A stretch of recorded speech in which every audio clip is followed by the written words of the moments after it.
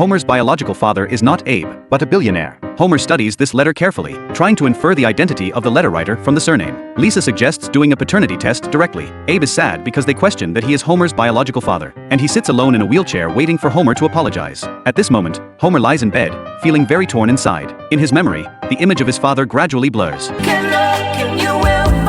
The next day, Homer goes to the Springfield Library and finds the list of lifeguards in Springfield. There is only one person whose name has the letter M. Homer finds the Mason mansion and pretends to be a journalist to conduct an interview, using this to test the other party. Through the interview, Homer learns that Mason is now an underwater treasure hunter and has hundreds of millions of assets. Mason takes Homer to visit his ship, and the name of the ship deeply touches Homer. Homer asks about the origin of the ship's name, which arouses Mason's suspicion. Helplessly, Homer has to tell the truth. I think you're my pappy! And takes out that letter. Mason is also very excited after reading it. When he gets home, Homer excitedly tells his family this good news, but Marge advises him that they have just met, and it's too early to invest their feelings. However, Homer doesn't care. All he sees is that hundreds of millions of inheritance. The next day, Homer takes his family on Mason's ship. The whole family soon indulges in this leisurely and luxurious life. Mason's brave adventurous spirit also deeply moves them. After getting off the ship, Homer invites Mason to have dinner at home. The whole family is immersed in the vision of a better life in the future. When Homer opens the door, he finds that Abe is waiting for them at home. Abe accuses Mason of stealing his family.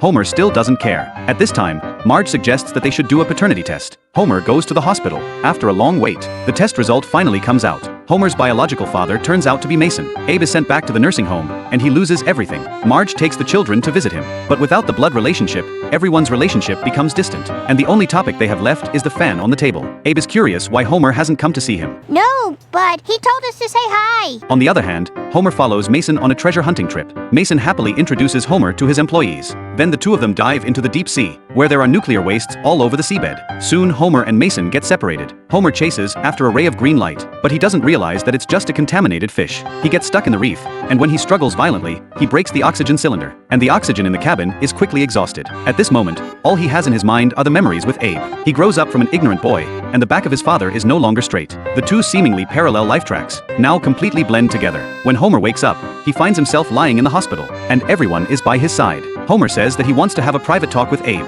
After the others go out, Homer says that he doesn't care about the result of the paternity test, and he only recognizes Abe as his father. Abe also tells him a secret hidden deep in his heart. In fact, he is Homer's biological father. When he saw Homer's happy smile when he was with Mason, he decided to change the DNA test sample. After hearing this, Homer is moved and hugs Abe.